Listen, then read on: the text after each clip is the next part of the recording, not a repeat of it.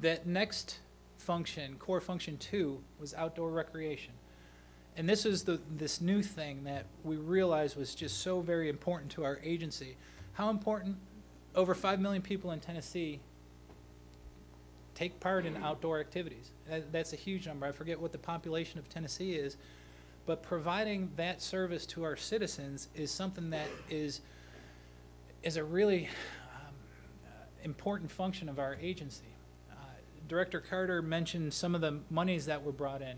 I wish I had Tennessee figures, but almost $6.5 billion industry nationwide in outdoor recreation. And there's this quality of life component. Richard Louv wrote a book, Last Child in the Woods, which talks about how people need these outdoor experiences just to improve their quality of life. So if our agency provides this outdoor recreation ability, now keep in mind, we're keeping hunters, fishermen, boaters, they're our primary constituents, but there's a whole host of other groups of users out there that we could easily tap into if we do this correctly. And so the objectives, and I'm going to read these, I'm not putting them up on the screen for you, but what we came up with the objectives in these chapters for outdoor recreation was to maintain or improve programs that promote high user satisfaction for hunters, anglers, and boaters. That was our number one objective we put there. So obviously we're keeping our core constituents happy. We've got to provide those services to them first. We also wanted to identify types of outdoor recreation that can be supported on TWRA managed lands while maintaining high satisfaction among existing and expanding user groups. This goes back to that primary goal to say it's got to be compatible with conservation principles. And so there's certain things we can recognize. There's also certain things we could recognize as not being something we want to do. And so this will allow us to handpick the things that are compatible with our wildlife resources. And lastly, we want to decrease the barriers to participation in agency-sanctioned outdoor recreation. There's different ways to look at it. One of the primary things is access. If we could provide more opportunity, that's a huge barrier for a number of groups, is they don't have access to the outdoors. And so whatever we can do to improve that is something we want to do. And so that chapter primarily is dedicated to how do we provide a very high satisfaction outdoor experience for the citizens of Tennessee. So moving on to chapter 3 in there, core function number 3 is our law enforcement section. Again, keep in mind, law enforcement was never mentioned in the previous strategic plans, so this is a first. And the law enforcement folks did a fantastic job more or less summarizing why they are important, why they're a huge part of our agency.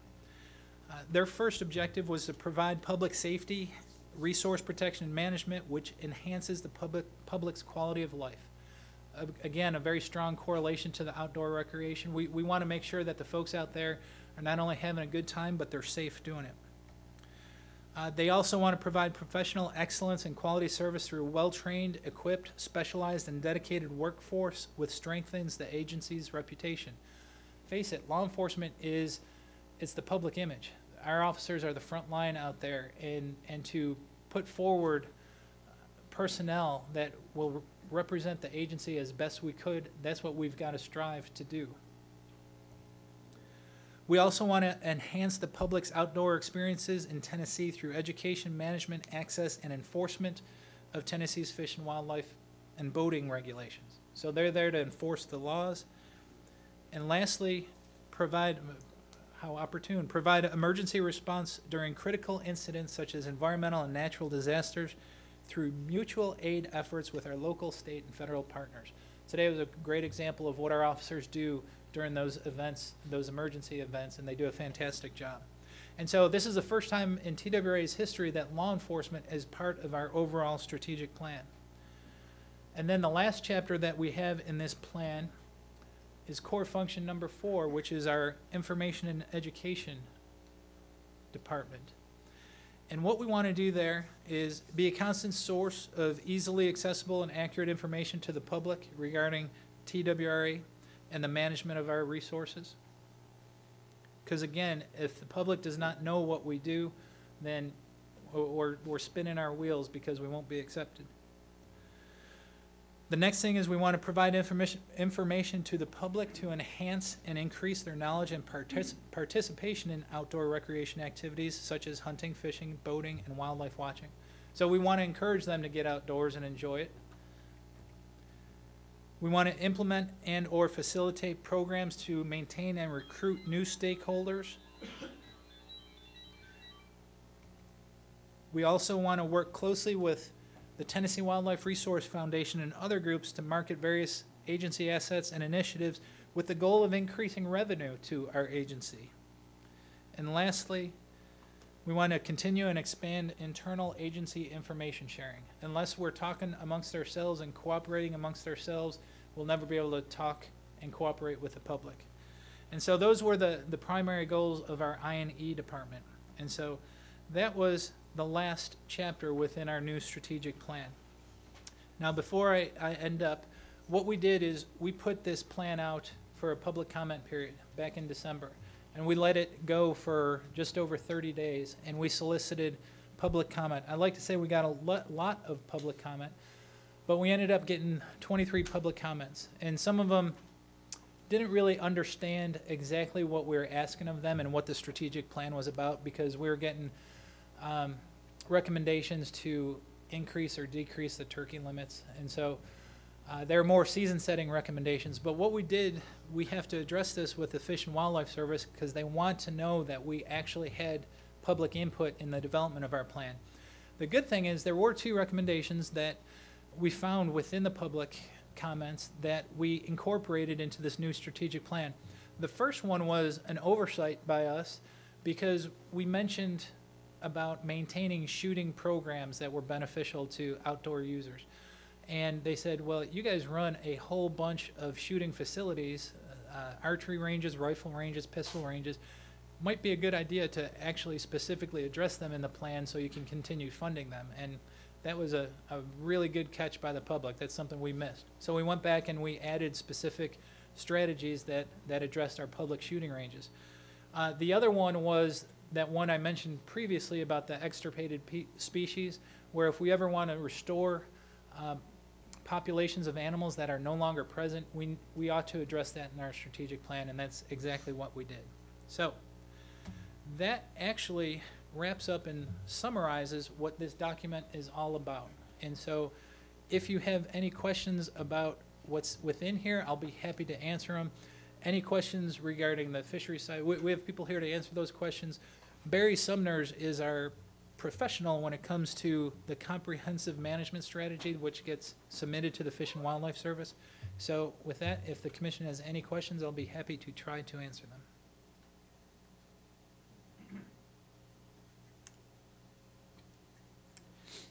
Just an educational question more than anything. Maybe it's because of my background, but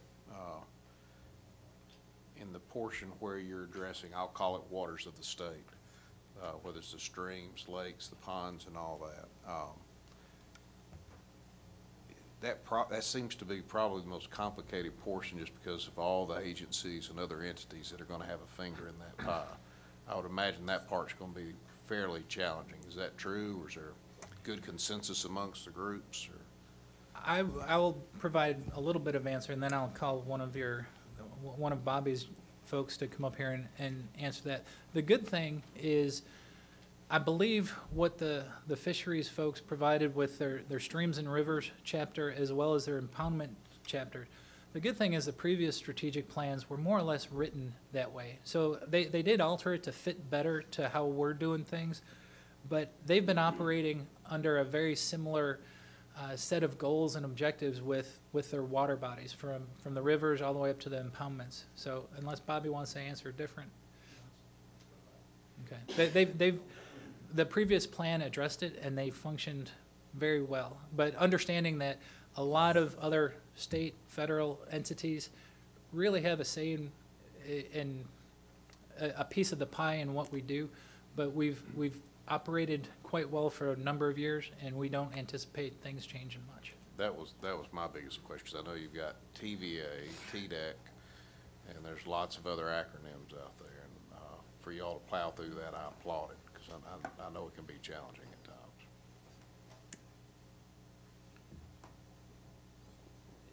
about 10 questions, but I'll try to get to one or two. Do you anticipate, or how much change in your personnel or retraining, or do you anticipate any savings because you're redirecting the focus in your personnel? I've addressed this question to the public already. When this went out for public comment, there were a couple of talk forums on the computer or on the internet that more or less asked us the question, how is this changing? Because there was a press release that says TWRA changing direction. The direction is more or less our thinking. What we do every day, I do not believe the director foresees or anyone else in the agency really sees any change in the personnel. We're still going to continue to do what we're doing, but it's going to be thought of in a different light, and hopefully addressed to the Fish and Wildlife Service in a different light, in that we're not just caring for the turkeys out there. We're caring for all wildlife.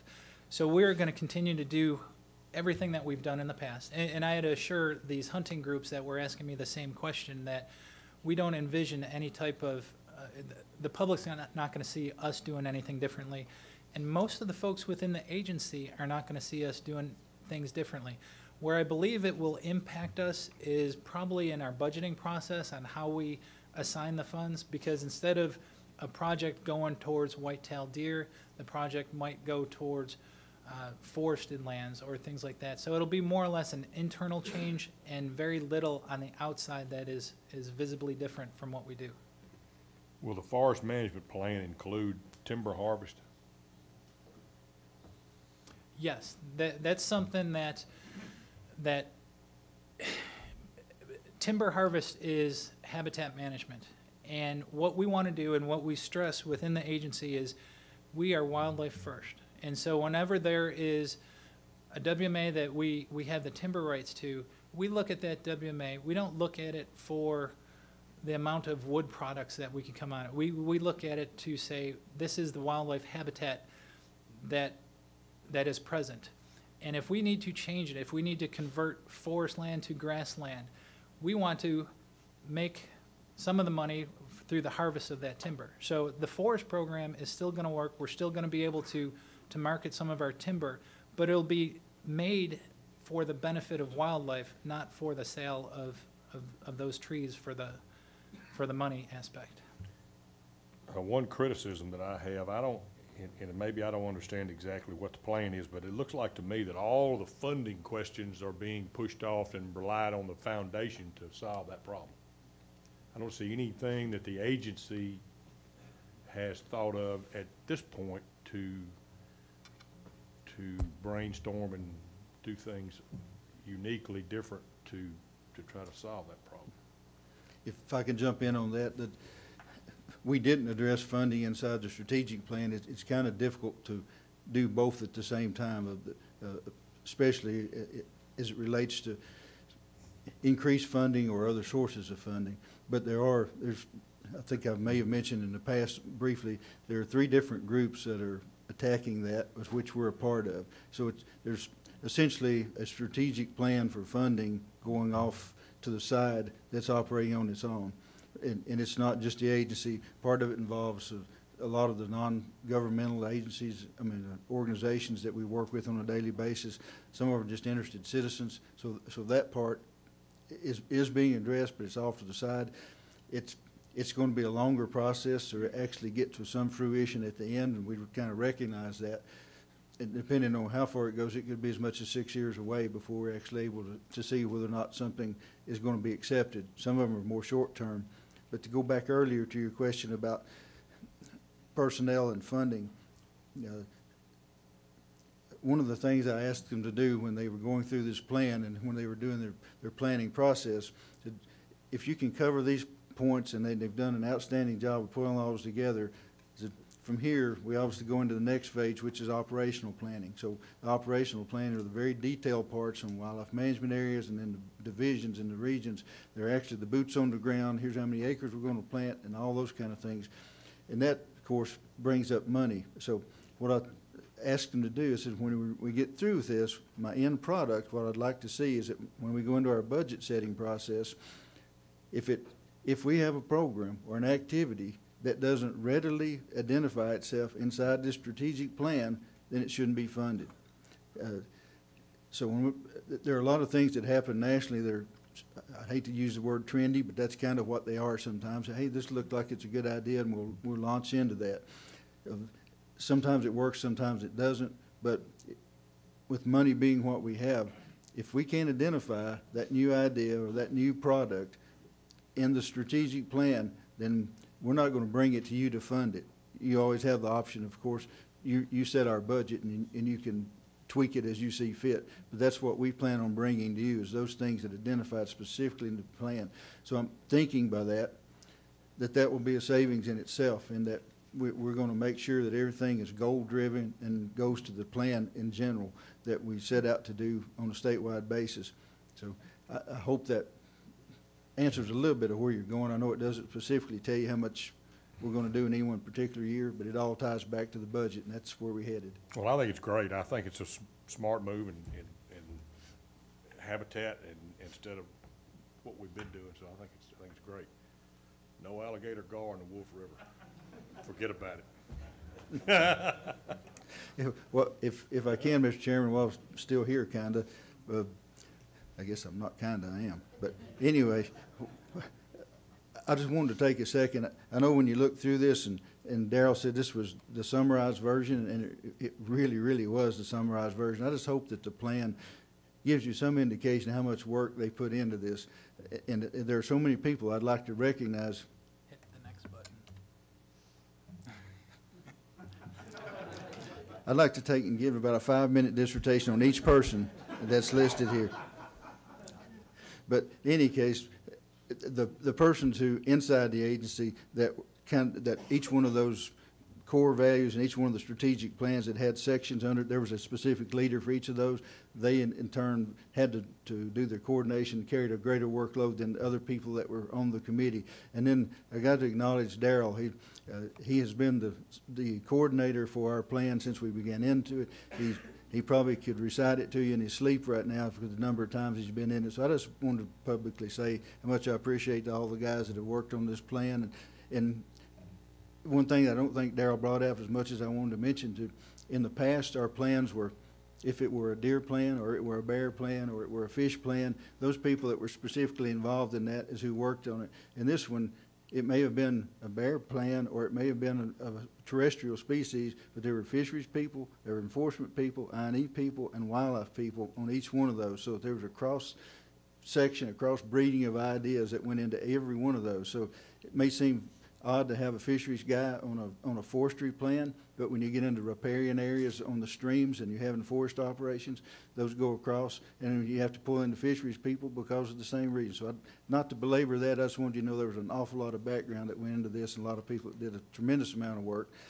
And we've gotten good comments back from our sister organizations about the plan. Anyway, I just wanted to take a second and say thanks. Thanks, Ed.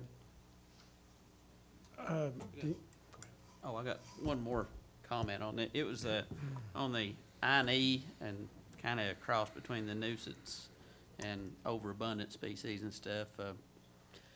I had talked to Director Carter several months back about the venues that we were putting our message out in. I heard a lot of farmers talk about, you know, the overabundance of wildlife destroying some of their crops, and we've already got regulations in place to take care of their needs.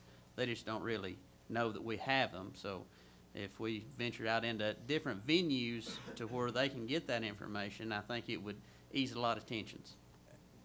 I agree with you 100%, and I don't want to speak on Don's behalf, but I pretty much know what he's going to say. That's absolutely a primary focus of what the I&E division will be doing, because one of the things that we recognize, it used to be that pretty much all the information that TWA used to put out would be in printed material.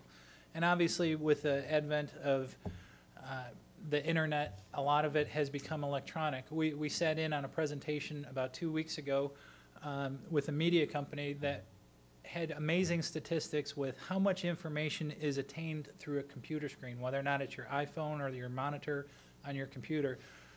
90-some% of all the information that people receive is electronically through a screen. And I know the I&E division will be looking to do that, but that's not to say we're going to get away from printed materials, because some of the co-ops, it's one of the best places is to put a brochure, so some of those folks that may not have those advanced technologies could still get that information. But that was identified not just with deer depredation, but even the hog program that we're doing. We have tremendous opportunity for folks to kill hogs that they don't realize is out there. And so if we could get the word out there, we could do a lot more better things than we've been doing in the past. But again, to reiterate what Ed said, there's 79 individuals that contributed to this plan. And if you take the time, it's in the plan. Again, it is fisheries, law enforcement, wildlife folks, you name it. And so although we had a core planning team, those guys went back and talked to their folks on the ground that are actually doing this stuff. So that not only provided a much better product, but that helped allow us to get hopefully more of that buy-in. We've got to have this change, a new way of doing business, and the fact that these folks, I imagine it's almost a quarter of all of our agency folks are vested in this plan because they had some input. So it's truly a credit to all the individuals that work with TWA or for TWA that this plan came to fruition. So, if there's nothing else, I think I am done. Oh, Commissioner Magley. Surveys time and time again say that access to public land to hunt on is the largest barrier for people not buying hunting licenses.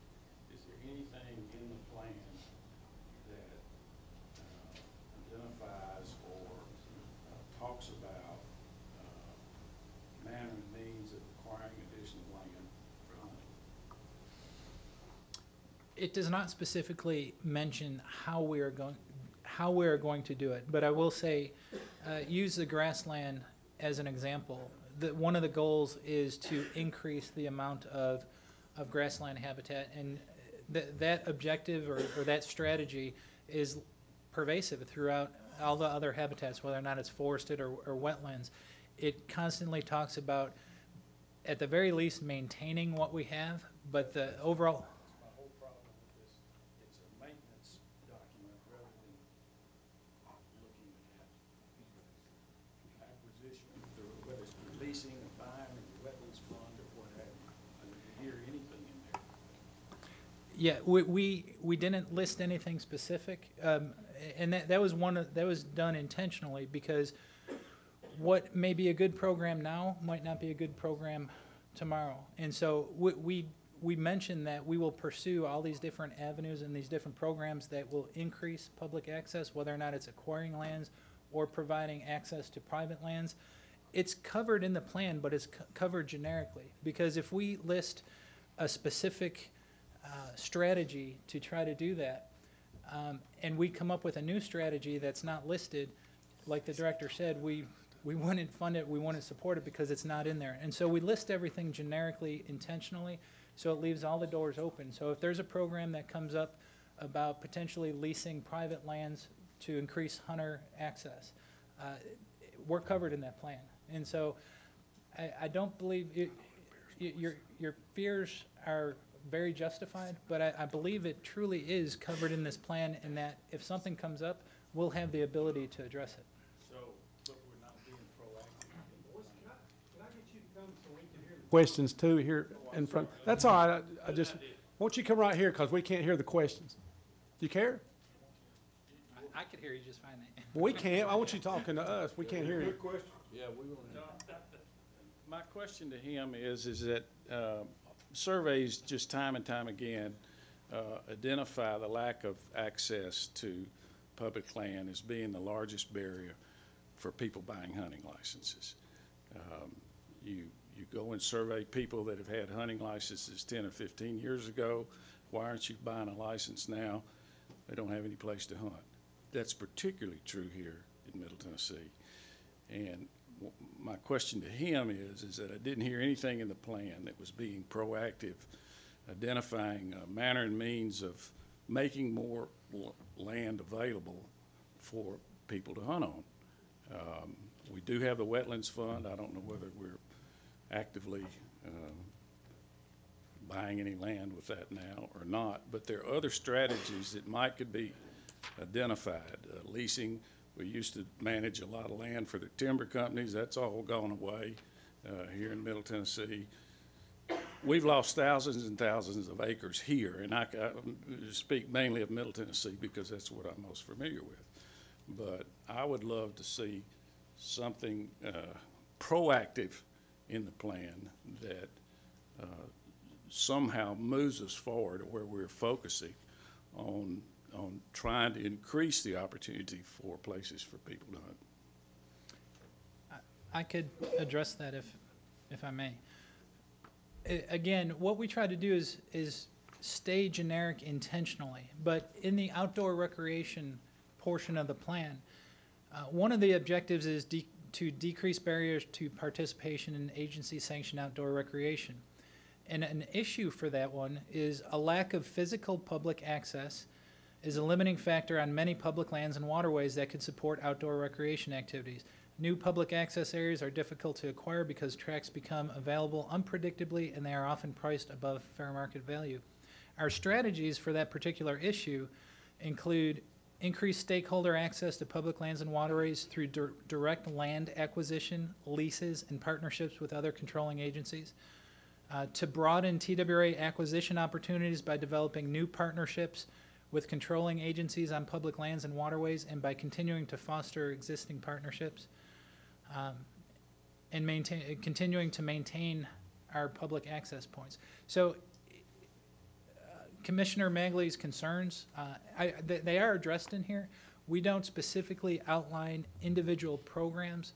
For that reason, if we identify specific programs and we want to try something new, since it wouldn't be listed in the strategic plan, according to the Fish and Wildlife Service, we really should not be spending our money on that. So we wanted to make sure it was broad enough. We have direction that this is what we need to be pursuing, but we just don't know exactly the way we're going to pursue it just now. And again, keep in mind, this is a 6-year plan, so what is good this year or next year, 6 years down the road, there might be something completely different. But it's a very, very good question. If I could, Mr. Chairman, this came up yesterday actually in the Senate budget hearing as to what we were doing on land acquisition, where we planning to go with it. I won't reiterate all the stuff that Darrell just said. As Commissioner Magley said, that it usually comes out as the #1 obstacle to people who hunt, and a lot of times fish, especially on streams, is being able to have access to them. So when Commissioner Magley was on the commission, we were developing a book that identified in the state of Tennessee, and it was not just us, we also worked with TDEC and some of the other agencies that are similar to what we do in some of our goals, to develop a listing of lands that we thought were important, not by parcel, but essentially by zones. So here's where we would like to acquire land. So we still have that, still work out of it. On the wetlands side of the issue, of course, if it's not a wetlands designation, it's not generally eligible to buy lands with that fund unless the legislature makes an exception. So we've been able to do that sometimes in the past. So again, not to be too redundant, we do have a plan on where we're going. The State Building Commission sometimes gets a little irritated with us because we'll give them a priority list and then that changes. And the reason it changes is because we don't condemn land, so it's only from willing sellers. So as we go out, our list changes as things that are on our priority list becomes available that wasn't in the past. So anyway, good point, good in understanding exactly where he's going with that. I think we have it addressed. It may be generic, but it's certainly upmost in our mind, and it's one of the reasons we reinstituted the real estate division inside the agency. That I dismantled that when I came aboard as director, and have since put it back together, but recognizing the importance of it. So, thank you, Director Carr. I agree with Mr. Magley that obviously license holders are what funds this agency, and we've got to continue to provide opportunity for them. And I think, what is it, 90 what percent of the state of Tennessee is private, 94, 90-something percent is private land, so it is a concern. But certainly appreciate the time and effort the agency went through putting this strategic plan together. I know I sat down and read it, and I knew when I read it that had to be a lot of folks involved, and most of them are smarter than me, so Me too. I was impressed. The last thing I need to advise the commission, we presented this strategic plan to you. Next month at the commission meeting, we're going to ask that the commission either accept or reject this plan so we could then forward it on to the Fish and Wildlife Service for acceptance. And if the agency has any concern, or if the commission has any concerns about any of the sections before now and then, if you would just please let us know, and we'll take it up at that point. Okay, thank you, Darrell. I failed to recognize a couple of other guests when I was talking earlier. Radonna Rose is with us today. She's Assistant Executive Director of Tennessee Farm Bureau, and thank you for coming. And I failed to mention that Ron Crabtree and his bodyguard were here. Okay. Would you introduce your bodyguard? I'll let him introduce if he wants to admit that he's related to me. Stand up, I'll show you why he's his bodyguard. I'm Samuel Crabtree. I just moved to Murfreesboro, about to move to Nashville here in a little bit, but thank you very much. Are you gonna take over the, Oh, I hope not. okay. Because we won't see you every meeting, okay. All right, well, I tell you, in respect to Senator Bell, if we could, we're gonna switch and let Chuck Yost come and do his presentation next. Would that be okay? Is that all right? Chairman T? All right.